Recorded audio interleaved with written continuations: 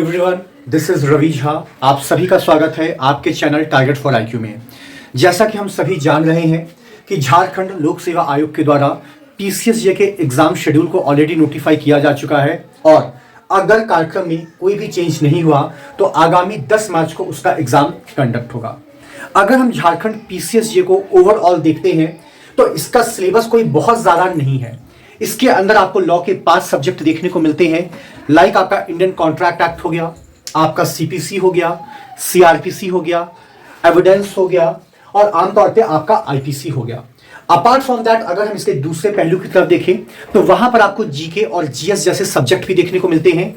Overall इस exam का जो ड्यूरेशन होता है वो 2 घंटे का होता है और इसके लिए जो मार्क्स आपको एलोकेट किए गए हैं वो 100 मार्क्स किए गए हैं। अब सवाल ये है कि जब झारखंड लोक सेवा आयोग ने इस एग्जाम का नोटिफिकेशन निकाला था वो बात लगभग 6 से 7 महीने पुरानी है। 2 महीनों के अंदर यूजुअली हर कैंडिडेट ने अपना सिलेबस कंप्लीट कर लिया होगा, लेकिन अब वक्त आ चुका है ताकि आप उसको गो थ्रू कर सकें या बहुत अच्छे से रिवाइज कर सकें।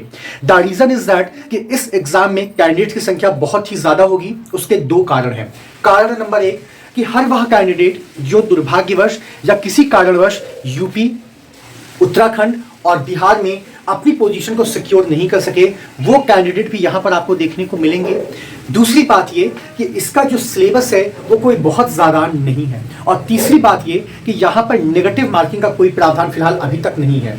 तो आप ये मानकर चलिए कि झारखंड लोक सेवा आयोग का जो एग्जाम होगा या तो वो आसान होगा और जब पेपर आसान होता है तो मेरिट काफ़ी हाई जाती है। और इन्हीं सारी चीज़ों को ध्यान में रखते हुए टारगेट फॉर आईक्यू ने एक बैच क्रिएट किया है। The name of that batch is the Jharkhand PCSJ rapid revision batch.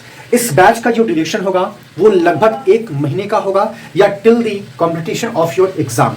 अगर हम इसकी बात करें तो इस बैच के अंदर ओवरऑल आपकी लगभग 200 से 250 घंटे की क्लास चलेगी। वो क्लास आपकी ली जाएगी रेस्पेक्टेड सत्येंद्र सर के माध्यम से, डॉक्टर अखिलेश त्रिपाठी सर के माध्यम से और मोनिका मैम के माध्यम से। अगर हम जीके जीएस की बात करते हैं तो यहाँ पर सत्येंद्र सर और डॉक्टर अखिलेश त्रिपाठी सर इस पूरे कॉन्सेप्ट को आपके साथ डिटेल में डिस्कस करेंगे। अगर हम एमसीक्यू और केस लॉ की बात करते हैं तो यहाँ पर रेस्पेक्टेड मोनिका मैम उसको आपके साथ डिटेल में डिस्कस करेंगी। और अगर हम सेक्शन वाइज पोस्टमार्टम की बात करते हैं कि आपके लिए कौन कौन सी चीजें महत्वपूर्ण है, एज वी ऑल नो कि ये पूरा का पूरा आपका कोडिफाइड एक्ट है, चाहे आप किसी भी सब्जेक्ट की बात क्यों ना कर लें। और अगर आपने एग्जाम को देखा होगा तो एग्जाम में सवाल कहीं से भी पूछ लिया जा सकता है। सपोज करिए पूछ लिया सीआरपीसी का पूरा नाम बताइए, इसका नोटिफिकेशन नंबर बताइए, इसके प्रियम्बल में किन शब्दों का प्रयोग किया गया है उसका जिक्र करिए, डेट ऑफ इन्फोर्समेंट क्या है, डेट ऑफ एसेंट क्या है, कितने सेक्शंस हैं, कितने चैप्टर हैं, कितने शेड्यूल हैं, कहां पर इसकी एप्लीकेबिलिटी होती है। तो कुल मिला के देखिए सारी चीजों को आपके साथ इन डिटेल डिस्कस किया जाएगा। इन डिटेल का मतलब ये नहीं है कि हम आपके साथ आईपीसी के 511 या सीआरपीसी का 484 या आपके साथ हम लोग एविडेंस के 167 को डिस्कस करेंगे। इन डिटेल का मतलब ये है कि हर वह सेक्शन जो आपके एग्जाम के लिए महत्वपूर्ण होगा उसको आपके साथ डिस्कस किया जाएगा और उसके अंदर जो इंपॉर्टेंट चीजें होंगी उसकी तरफ आपका ध्यान आकर्षित किया जाएगा।